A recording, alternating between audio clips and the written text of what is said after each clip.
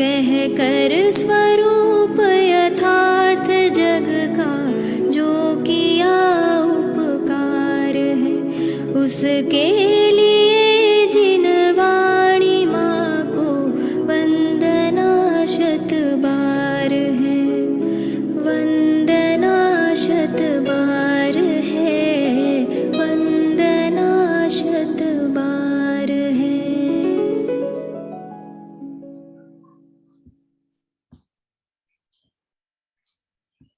હવે અવાજ મને છે ને મંગલાચરણનો અવાજ જ નથી આવતો uncle. Type 2 diabetes can be reversed. We thought that I was diagnosed with a disease which wouldn't go away.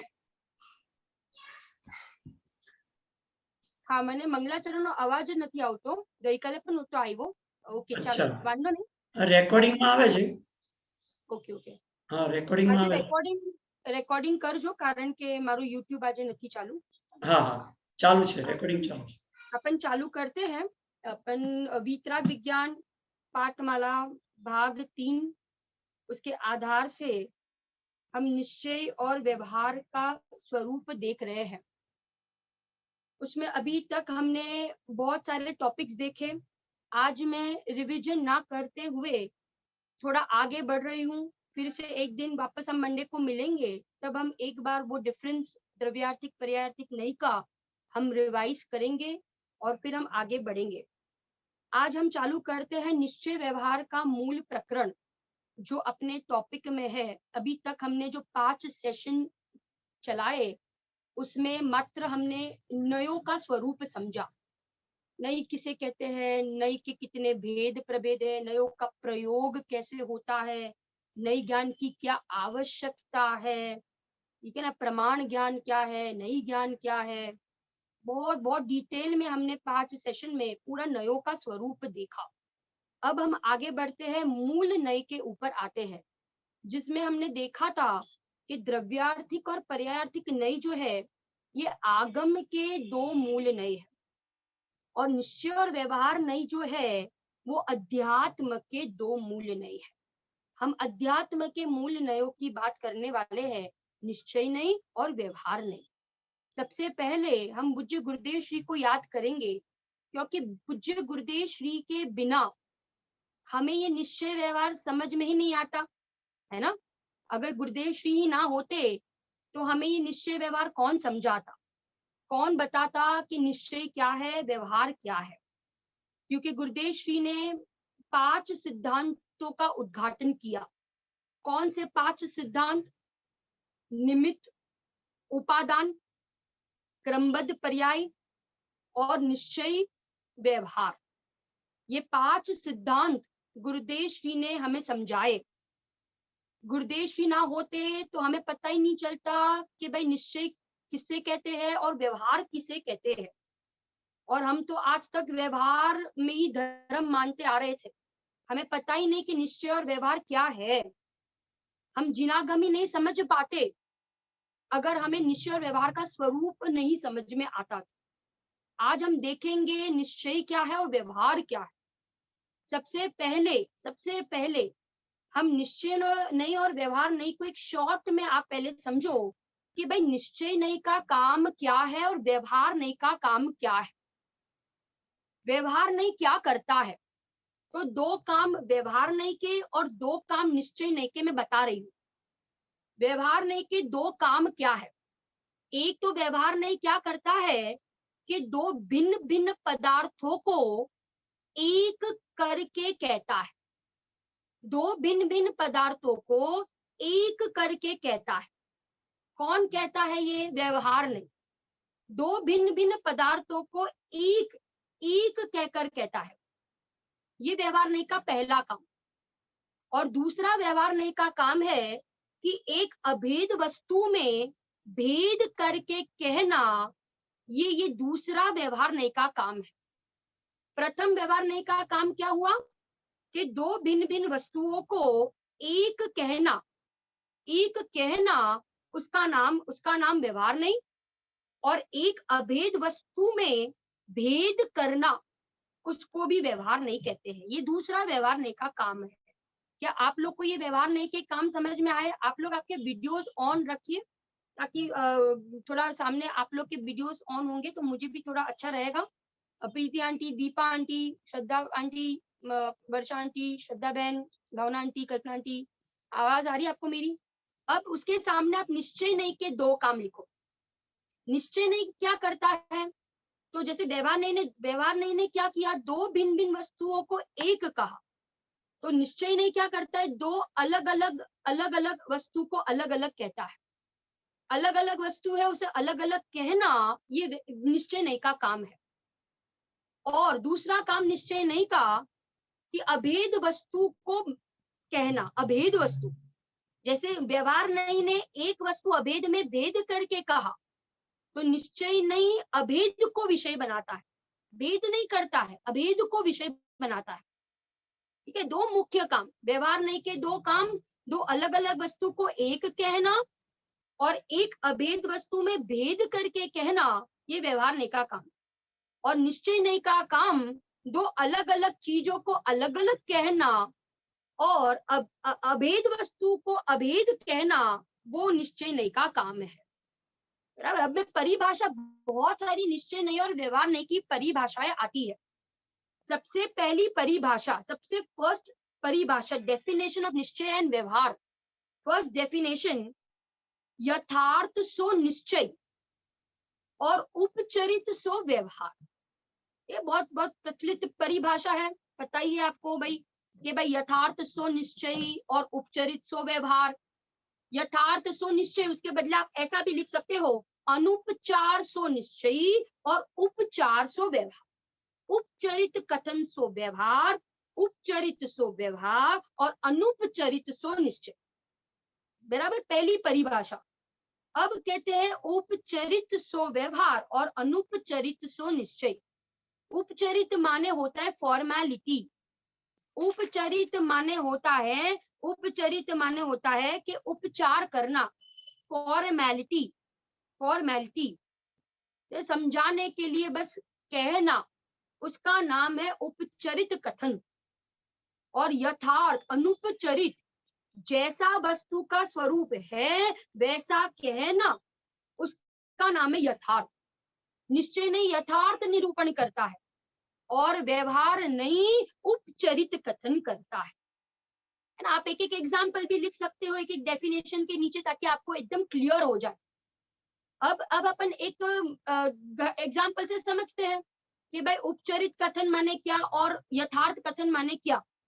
तो मिट्टी का, घड़े का ही दृष्टांत ले लो, है ना। तो अब घड़े के संयोग में क्या है? तो कहते घी है। घड़े के संयोग में, घड़े में घी रखा है, घी रखा है, तो उस घड़े को घी का घड़ा कहना। देखो, व्यवहार नहीं भी झूठा कथन नहीं करता है। ऐसा यहाँ पे नहीं लिखा झूठा कथन सो व्यवहार, उपचरित कथन सो व्यवहार। माने वो संयोग में होना चाहिए, अगर वो संयोग में नहीं है तो वो व्यवहार नहीं उसका कथन नहीं करेगा। व्यवहार ने उसी का कथन करेगा कि जो संयोग में है। समझना बराबर। घड़े के अंदर घी है तो घड़े के अंदर घी है और उस घड़े को घी का घड़ा कहना, तो ये व्यवहार नहीं का कथन। ठीक है ना। अब घड़ा एक्चुअली बोलो, घी का है कि मिट्टी का है? घी का है कि मिट्टी का है? श्रद्धा बहन बोलिए। घी का है ना, मिट्टी का है ना। घी का नहीं, मिट्टी का है। तो उसे मिट्टी का, वस्तु जैसी है वैसी कहना। मिट्टी का है तो मिट्टी का कहना, उसका नाम है निश्चय नहीं। ठीक है ना। तो मिट्टी का घड़ा कहना सो निश्चय नहीं और घी का घड़ा कहना सो व्यवहार। ये उपचरित कथन हो गया। ख्याल है? पहला एग्जाम्पल समझाया। जैसे अभी मिठाई का डब्बा ले लो आप। दूसरा एग्जाम्पल्स भी लिखते जाना आप लोग कि भाई डब्बे के अंदर मिठाई है, डब्बे के अंदर मिठाई है, तो उस डब्बे को क्या कहा जाता है? मिठाई का डब्बा।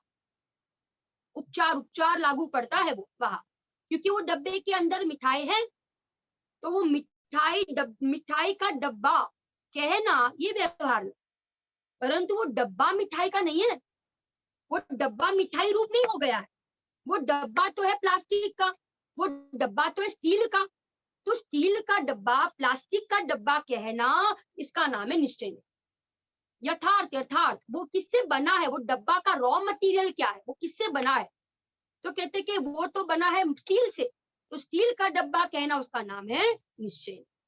यथार्थ सो निश्चयी और उपचरित सो व्यवहार। अब आत्मा पे घटित करो, आत्मा पे अपन घटित करें, यथार्थ सो निश्चय और उपचरित सो व्यवहार।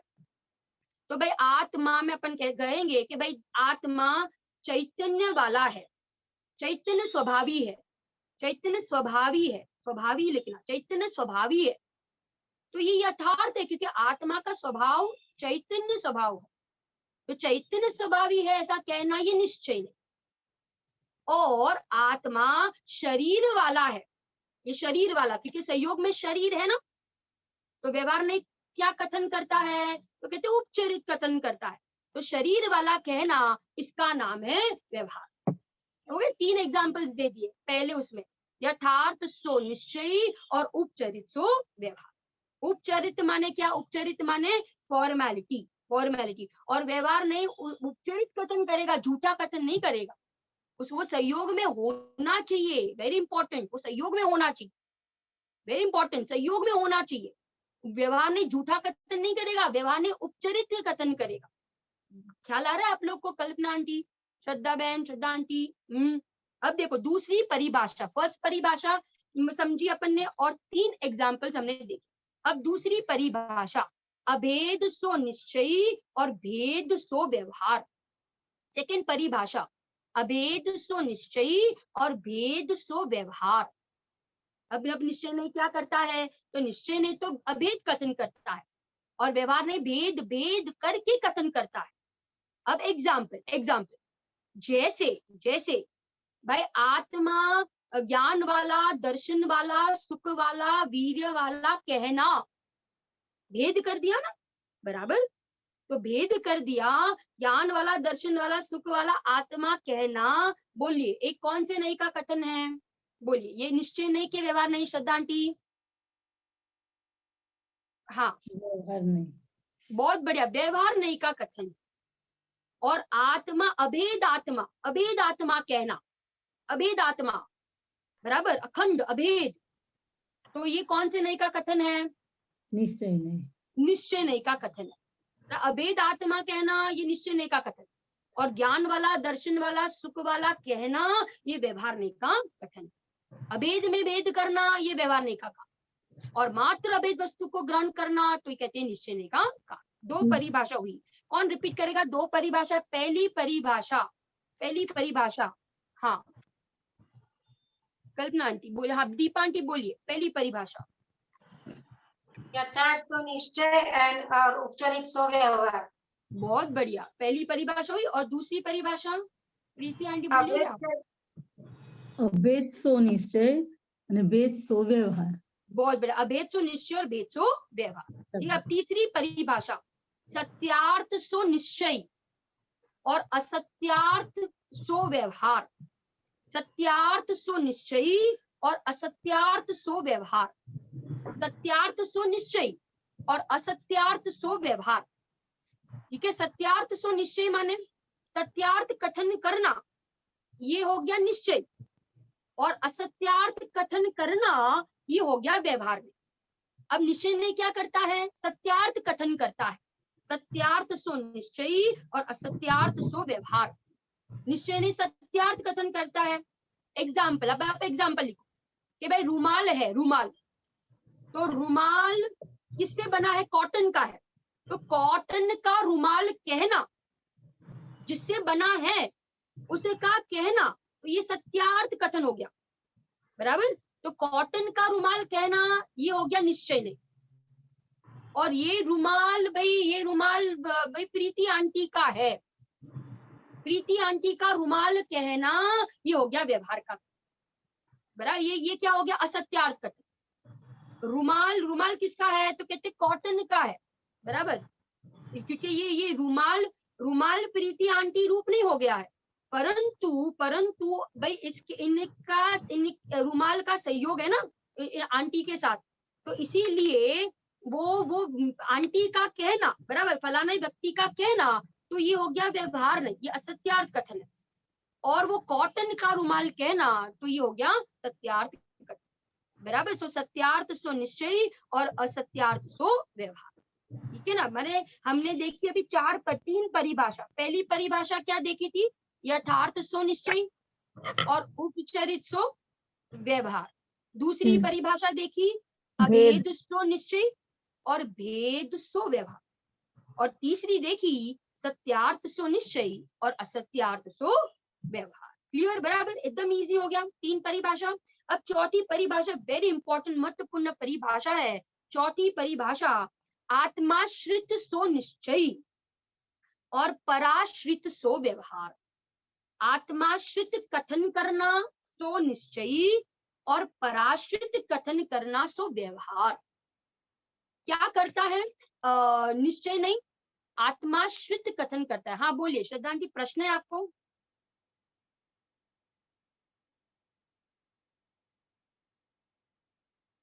आपको अनम्यूट करना पड़ेगा।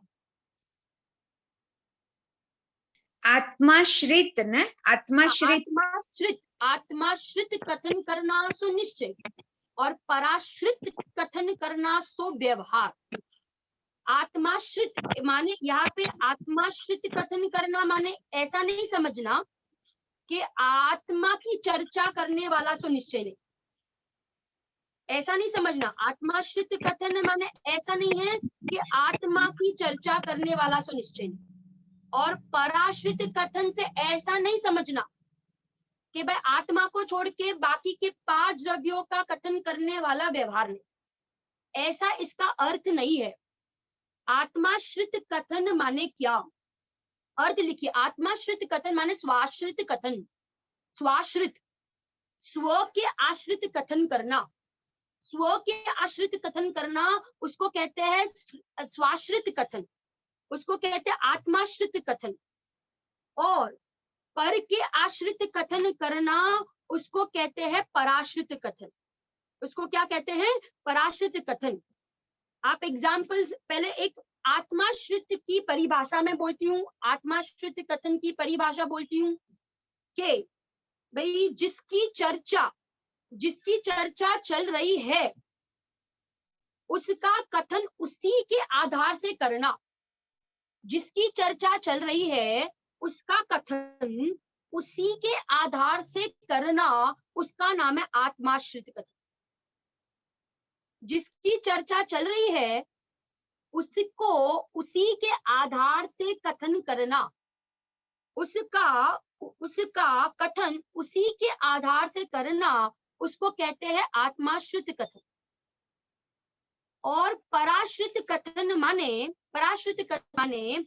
जिसकी चर्चा चल रही है उसको किसी और के आधार से कथन करना, किसी और के आधार से कथन करना, उसको कहते हैं पराश्रित कथन। क्लियर, बराबर, वेरी इजी। स्वाश्रित कथन, आत्माश्रित कथन माने क्या? जिसकी चर्चा चल रही है उसको उसी के आधार से निरूपण करना, तो हो गया आश्वाश्रित कथन, आत्माश्रित कथन। और उसी को पर के आश्रय से कथन करना, तो ये हो गया पराश्रित कथन। ठीक है ना। अब उसके लिए एक एग्जाम, आत्माश्रित कथन और पराश्रित कथन। जिसकी चर्चा चल रही है उसको उसी का कहना, तो ये हो गया आत्माश्रित कथन। गाय का दूध गाय का ही है और गाय का दूध कहना, ये हो गया स्वाश्रित कथन, आत्माश्रित कथन। ठीक है ना। और उसी दूध को भाई कोई डेयरी का कह देना कि भाई फलाना डेयरी का ये दूध है, बराबर। तो ये हो गया कौन सा कथन? ये हो गया पराश्रित कथन। पर के आश्रय से उस दूध का निरूपण किया, तो ये हो गया पराश्रित कथन। इसको कहेंगे व्यवहार। ये व्यवहार नहीं करता है पराश्रित कथन और निश्चय नहीं करता है स्वाश्रित कथन। क्लियर, बराबर। पराश्रित कथन और स्वाश्रित कथन। राग आत्मा का है तो आत्मा राग का करता है ऐसा कहना, आत्मा राग का करता है ऐसा कहना, ये हो गया आत्माश्रित कथन, ये हो गया निश्चय नहीं। और भाई ये संयोग के कारण से मुझे राग हुआ, पर के कारण से मुझे राग हुआ, पर द्रव्य के कारण से मुझे राग हुआ, ऐसा कहना, पर द्रव्य के कारण से मुझे राग हुआ तो ऐसा कहना, ये कौन सा कथन है? तो कहते हैं पराश्रित कथन, ये व्यवहार नहीं का कथन। आत्मा राग का करता है, ये हो गया आत्माश्रित कथन, क्योंकि राग का कर्ता कौन है? आत्मा है। राग आत्मा में ही हुआ, आत्मा ही उसका करता है, तो ये हो गया आत्माश्रित कथन। परंतु उसी राग को पर के आश्रय से कहना कि भाई पर के कारण से मुझे राग हुआ, तो भाई ये घर में पुत्र आदि है इसके लिए मुझे राग होता है, ऐसा कहना, ये कौन सा कथन है? ये पराश्रित कथन। ठीक है ना? कितनी परिभाषा अपनी हुई यहाँ पे? कितनी परिभाषा हुई? तो कहते हैं 4 परिभाषा हुई, 4। पहली परिभाषा हुई यथार्थ सुनिश्चय, यथार्थ सुनिश्चय और उपचरित व्यवहार। दूसरी परिभाषा अभेद सुनिश्चय और भेद सो व्यवहार। तीसरी परिभाषा सत्यार्थ सो निश्चय और असत्यार्थ सो व्यवहार। चौथी परिभाषा अभी जो अपन ने की, आत्माश्रित कथन सो निश्चय और पराश्रित कथन सो व्यवहार, पराश्रित कथन सो व्यवहार। मुनिराज को वीतरागी मुनिराज कहना, वीतरागी मुनिराज कहना, ये आत्माश्रित कथन है। और पीछी कमंडल वाले मुनिराज कहना, ये पराश्रित कथन है। मुनिराज को पीछी कमंडल के आधार से निरूपण किया, ये पराश्रित कथन। और मुनिराज को अपने ही निर्मल पर्याय के आधार से निरूपण किया, तो ये हो गया स्वाश्रित कथन। वीतरागी मुनिराज कहना, ये हो गया स्वाश्रित कथन, आत्माश्रित कथन।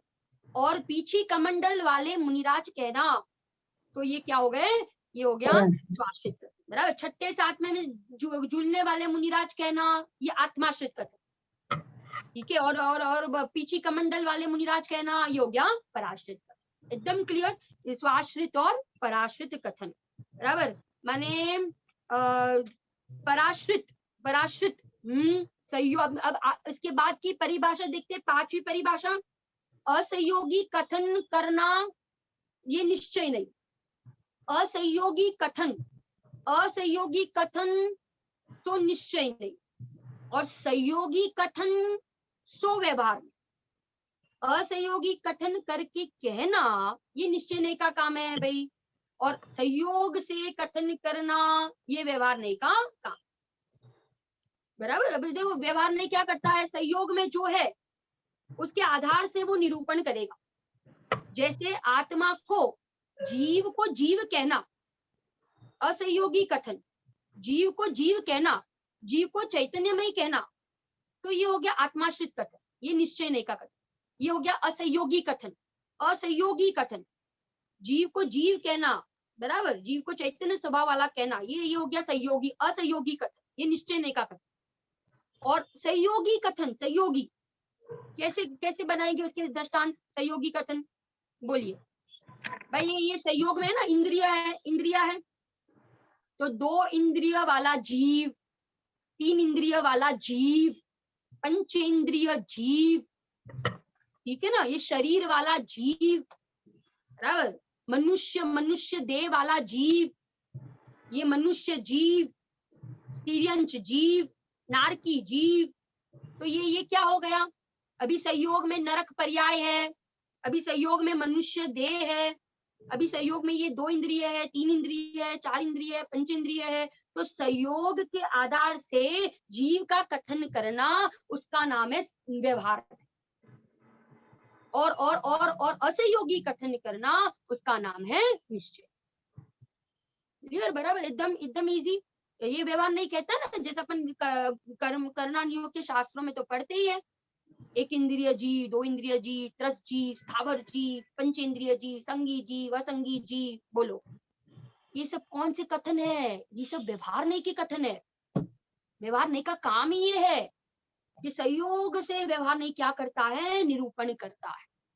और निश्चय नहीं का काम तो भाई जैसा वस्तु का स्वरूप है, आत्मा जैसा है वैसा ही आत्मा को बताता है। निश्चय नहीं कहेगा कि नहीं नहीं आत्मा को कोई सहयोग नहीं, आत्मा तो चैतन्य स्वभाव है। भले वो नरक में गया, तिर्यंश में गया, मनुष्य में गया, भले वो उसके सहयोग में एक इंद्रिय पनाए, दो इंद्रिय पनाए, तीन, पर जीव तो जीव रहा, जीव तो जीव रहा। ये कौन कहेगा? निश्चय नहीं, बराबर ना। और व्यवहार नहीं क्या करता है, तो कहते हैं कि भाई ऐसे सहयोगी कथन करता है। तो ये हमने पांचवी परिभाषा देखी। एक बार पांच परिभाषा कौन बोलेगा, एक एक परिभाषा। पहली परिभाषा, हाँ नए नए लोग भी जुड़े, सरिता आंटी, कौन है, Komal ben, Jayashree aunty, Alka aunty, Sadhana aunty, आवाज आ रही है आप लोग को मेरी? बोलो पहली परिभाषा कौन बताएगा? पहली परिभाषा, हाँ कल्पना आंटी आप बताओगे पहली परिभाषा? हाँ बहुत बढ़िया, बताइए।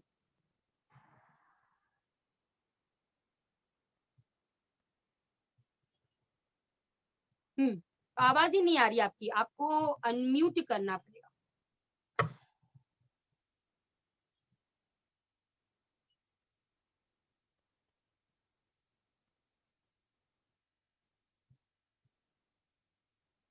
नहीं हो रहा है, कोई बात नहीं, आप तब आप अच्छा हो गया। यथार्थ सो निश्चय,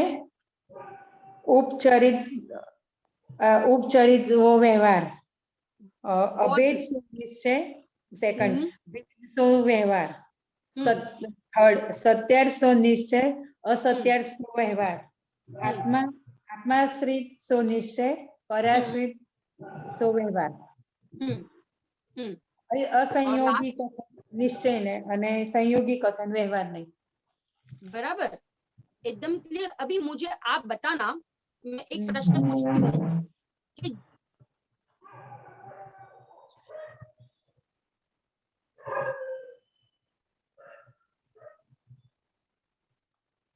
आवाज नहीं आ रही। आवाज नहीं आ रही।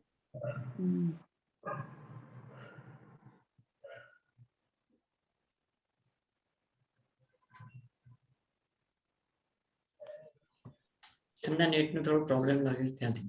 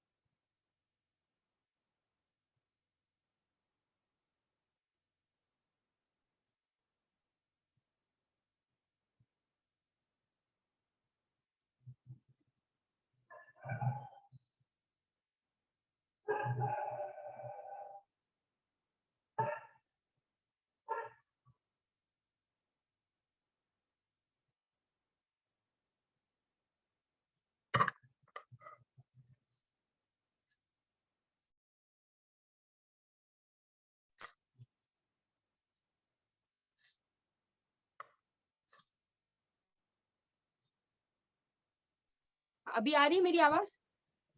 अभी आ रही है ना? हाँ वो डिस्कनेक्ट हो गया था। अच्छा अभी मेरा एक प्रश्न है, पांच परिभाषा तो अभी आंटी ने एकदम बराबर बोली, कल्पना आंटी ने। मेरा एक प्रश्न है कि जीव निश्चय है कि व्यवहार है? जीव निश्चय है कि व्यवहार है? जीव निश्चय है कि व्यवहार है? प्रश्न है मेरा एक, जीव निश्चय है कि व्यवहार है? हाँ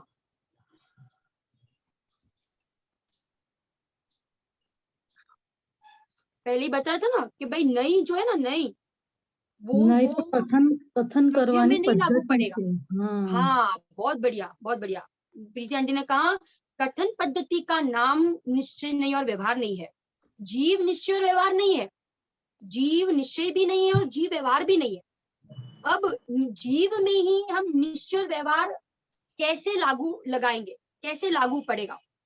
तो जीव को चैतन्य स्वभावी कहना ये निश्चय नहीं, और जीव को शरीर वाला कहना, इंद्रिय वाला कहना, बराबर, ये देह वाला कहना, गति वाला कहना, ये व्यवहार नहीं। जीव निश्चय या व्यवहार नहीं है, परंतु जीव को दो प्रकार से कहा जाता है। वेरी इंपॉर्टेंट, जीव का के कथन करने की दो पद्धति, जीव का निरूपण दो प्रकार से किया जाता है।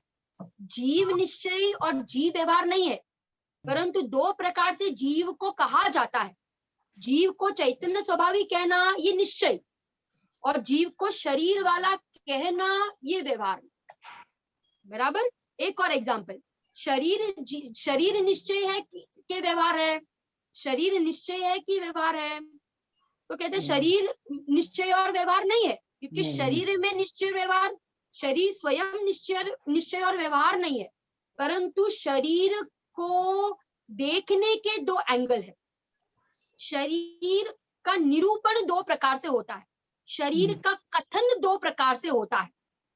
उस शरीर को स्पर्श रस गंध वर्ण वाला कहना, पुद्गल का कहना, ये निश्चय नहीं, और इसी शरीर को आत्मा का कहना, ये हो गया व्यवहार।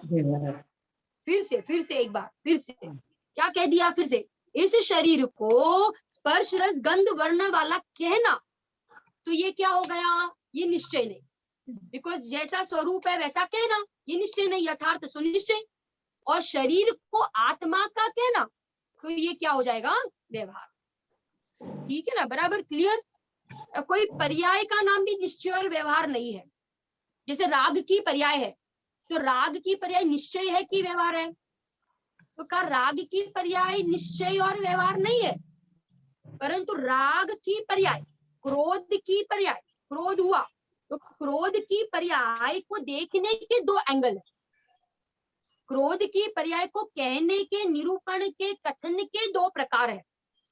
उस क्रोध को आत्मा का कहना, उस क्रोध को आत्मा से हुआ ऐसा कहना, तो ये कहते हैं ये निश्चय नहीं का कथन।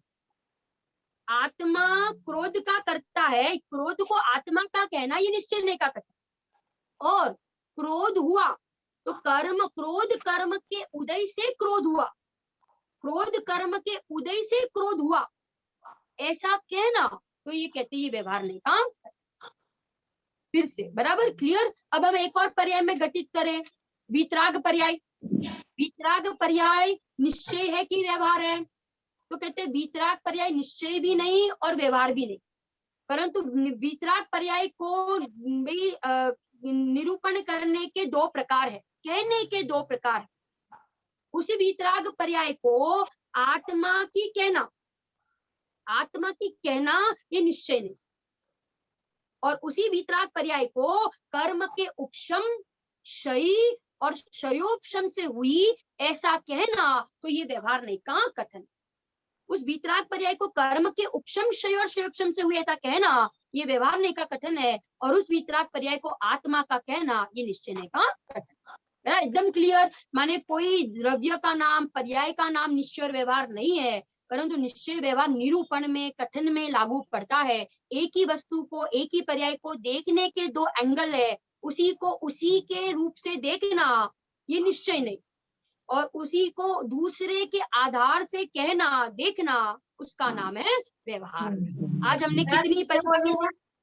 हाँ, फिर से बोलिए ना जरा, कर्म के उपशम, क्षय और क्षयोपशम से। हाँ, वीतराग पर्याय, वीतराग पर्याय, पर्याय एक, परंतु आत्मा उसका कर्ता।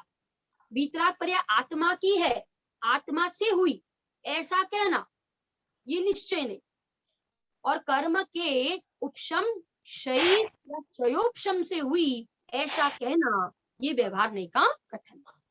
हमने अभी तक 5 परिभाषाएं देखी, 5 परिभाषा है ना। अंतिम वाली देखी थी असहयोगी कथन सो निश्चय और सहयोगी कथन सो व्यवहार। इसके आगे 6 नंबर की परिभाषा, 6 नंबर की परिभाषा है भूतार्थ सो निश्चय और अभूतार्थ सो व्यवहार।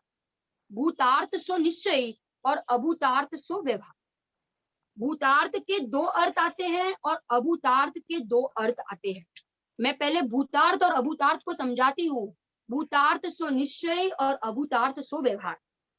भूतार्थ 11वीं गाथा में आया ना, भूतार्थ सो निश्चय यानी सगड़ो व्यवहार अभूतार्थ छे। तो भूतार्थ माने क्या? भूतार्थ के दो अर्थ। पहले भूतार्थ का पहला अर्थ जिसके आश्रय से मेरे प्रयोजन की सिद्धि होती है उसको कहते हैं भूतार्थ।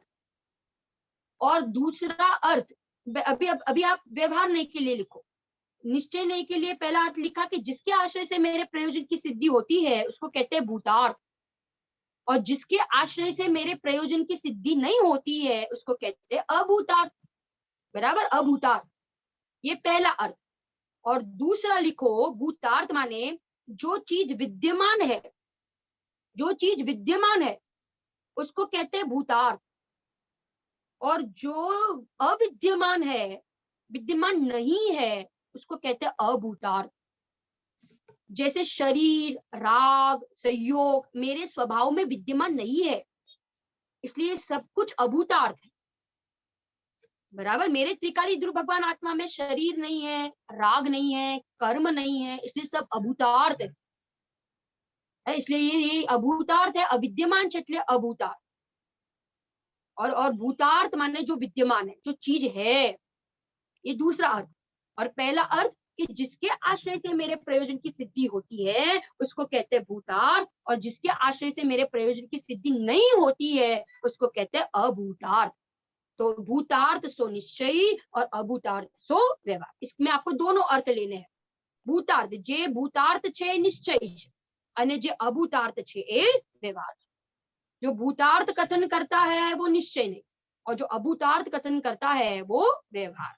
बराबर, कितनी हमने आज अभी 6 परिभाषाएं देखी। 6 परिभाषा, भूतार्थ सो निश्चयी और ये सब में आगे अभूतार्थ। निश्चय है और व्यवहार नए नए शब्द लगते हैं। ये सब में आगे निश्चय के और व्यवहार के साथ नए शब्द लगता है कि अकेला निश्चय और व्यवहार? भूतार्थ सो निश्चय नहीं और अभूतार्थ कथन करना सो व्यवहार। भूतार्थ कथन करना सो नए निश्चय नहीं और अभूतार्थ कथन करना सो व्यवहार। व्यवहार नहीं, जो चीज अभूतार्थ है माने जो मेरे आत्मा में नहीं है वो सब अभूतार्थ है, वो व्यवहार। समझना बराबर। देखो, भूतार्थ माने जो है, जिसके आश्रय से मेरे प्रयोजन की सिद्धि होगी वो भूतार्थ माने त्रिकाली ध्रुव भगवान आत्मा। बराबर, ये भूतार्थ है। और इसके अलावा जो बाकी की सारी चीजें हैं वो सब अभूतार्थ है। वो सब क्या है? अभूतार्थ है। ठीक है ना। और आत्मा के आश्रय से मेरे प्रयोजन की सिद्धि होगी, इसीलिए उसे कहा भूतार्थ, आत्मा को कहा भूतार्थ। और बाकी के चीजों के आश्रय से मेरे प्रयोजन की सिद्धि नहीं होगी, इसलिए वो सब क्या है? अभूतार्थ। तो ये सब चीजें जो है ये सब अभूतार्थ है। क्यों? क्योंकि इसके आश्रय से मेरे प्रयोजन की सिद्धि नहीं होने वाली है। तो अभूतार्थ सो व्यवहार और भूतार्थ सो निश्चय है ना। इसकी और स्पष्टता अपन करेंगे। पहले तो आप परिभाषा थोड़ा सामान्य रूप से आप देख लो, पहले परिभाषा देख, है ना। ये हमने देखी 6 नंबर की परिभाषा, 6 नंबर की परिभाषा। इसके बाद और 3 परिभाषाएं हैं, और 3 परिभाषा। मैं 3 परिभाषा मात्र आपको लिखाती हूँ, अभी मैं उसकी चर्चा नहीं करूंगी, चर्चा मैं कल करूंगी। खाली 3 परिभाषा आप लोग लिख लो। इसके बाद 7वीं परिभाषा है। 7वीं परिभाषा, स्वद्रव्य को परद्रव्य, स्वद्रव्य को परद्रव्य में, स्वद्रव्य को परद्रव्य में, उनके भावों को और उनके कारण आदि को किसी में मिलाकर निरूपण करना। किसी में मिलाकर निरूपण करना सो व्यवहार नहीं है। सो क्या है? व्यवहार नहीं है। फिर से मैं एक बार बोलती हूँ परिभाषा, फिर से एक बार बोलती हूँ। स्वद्रव्य को परद्रव्य को व उनके भावों को वह कारण कार्य आदि को किसी में मिलाकर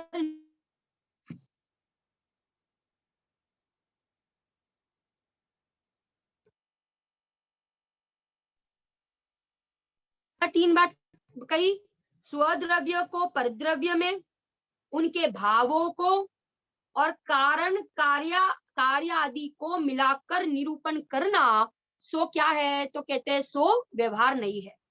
और निश्चय नहीं, किसी को किसी में मिलाकर निरूपण नहीं करता है। यथावत निरूपण जो करता है उसको कहते हैं निश्चय नहीं। यथावत निरूपण करना सो निश्चय नहीं। अब आगे आठवीं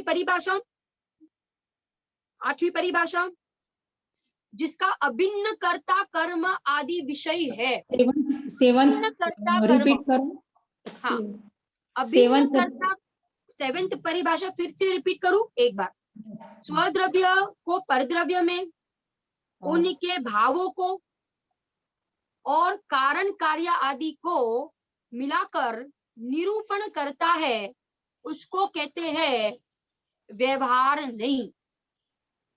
और जो किसी को किसी में मिलाकर निरूपण नहीं करता है उसको कहते हैं निश्चय नहीं। आठवीं परिभाषा, जिसका अभिन्न कर्ता कर्म आदि विषय है। अभिन्न कर्ता कर्म, षट कारक है ना, षट कारक, 6 कारक, कर्ता कर्म करण संप्रदान अपादान अधिकरण, बराबर। ये जो षट कारक है, तो अभिन्न षट कारक जिसका विषय है, अभिन्न षट कारक जिसका विषय है, तो वो तो है निश्चय नहीं। और भिन्न षट कारक, भिन्न कर्ता कर्म आदि जिसका विषय है वो है व्यवहार नहीं। भिन्न कर्ता कर्म जिसका विषय है वो है व्यवहार नहीं, और अभिन्न कर्ता कर्म जिसका विषय है वो है निश्चय नहीं। माने निश्चय नहीं अभिन्न षट कारक को विषय बनाता है, और व्यवहार नहीं भिन्न षट कारक, भिन्न कर्ता कर्म आदि को बताने वाला व्यवहार नहीं है। अभिन्न कर्ता कर्म आदि को बताने वाला निश्चय नहीं, और भिन्न कर्ता कर्म आदि को बताने वाला व्यवहार। और अंतिम परिभाषा, नौवीं परिभाषा, पर को तन्मय होकर नहीं जानना। पर को तन्मय होकर नहीं जानना, पर को तन्मय होकर नहीं जानना सो व्यवहार नहीं। पर को तन्मय होकर नहीं जानना सो व्यवहार नहीं, और अपने आत्मा को तन्मय होकर जानना ऐसा कहना सो निश्चय नहीं। पर के साथ तन्मय होकर नहीं जानना ऐसा कहना सो व्यवहार नहीं, और आत्मा के साथ तन्मय होकर जानना ऐसा कहना सो निश्चय नहीं, बराबर, सो निश्चय नहीं। पर के साथ तन्मय होकर नहीं जानना ऐसा कहना सो व्यवहार नहीं, और आत्मा के साथ तन्मय होकर जानना ऐसा कहना सो निश्चय नहीं। ये 3 परिभाषा है, इसको थोड़ा शांति से समझना पड़ेगा। और एक और परिभाषा जो बताई ना, भूतार्थ सो निश्चय और अभूतार्थ सो व्यवहार, इसका खुलासा। और छठी, 7वीं, 8वीं और 9वीं परिभाषा, इन 4 परिभाषाओं का खुलासा हम कल के स्वाध्याय में करेंगे। आज हमने पहली, दूसरी, तीसरी, चौथी और 5वीं परिभाषाओं को उदाहरण के साथ समझा, और हमने 9 परिभाषाएं देखी। बाकी की जो 4 परिभाषा है उसको हम कल के स्वाध्याय में समझेंगे। इसी मंगल भावना के साथ हम स्वाध्याय पूरा करेंगे। कभी कभी अपन बोलते हैं कि कभी व्यवहार का यूज करते हैं, कभी व्यवहार नहीं बोलते, तो उसमें कुछ डिफरेंस पड़ता है? नहीं, उसको शॉर्ट में अपन व्यवहार बोल देते हैं, वो व्यवहार नहीं ही समझना चाहिए, व्यवहार नहीं है ना। अभी उसका भी अपन खुलासा करेंगे, क्योंकि जो व्यवहार नहीं का विषय है ना, उसको भी व्यवहार नहीं कहा जाता। अच्छा, व्यवहार नहीं के विषय को भी व्यवहार नहीं कहा जाता। तो वो एक प्रकरण आएगा। हम इस परिभाषा पूरी हो जाएगी ना, उसके बाद संबंध करेंगे, उसके बाद हम देखेंगे कि व्यवहार नहीं किस किस को कहा जाता है, उसके विषय को भी व्यवहार नहीं कहा जाता। ऐसे निश्चय नहीं के विषय को नहीं कहा जाता। अब हम उसका खुलासा करेंगे। जैसे जैसे हम उसका खुलासा करते जाएंगे, आपके ज्ञान में वो पिक्चर क्लियर होता जाएगा। इसी मंगल भावना के साथ जिनवाणी स्तुति ले। निज निधि निज में बताई उपकार है, उसके लिए जिनवाणी माँ को वंदना सतबार है, वंदना सतबार। नवा नौकर मंत्र।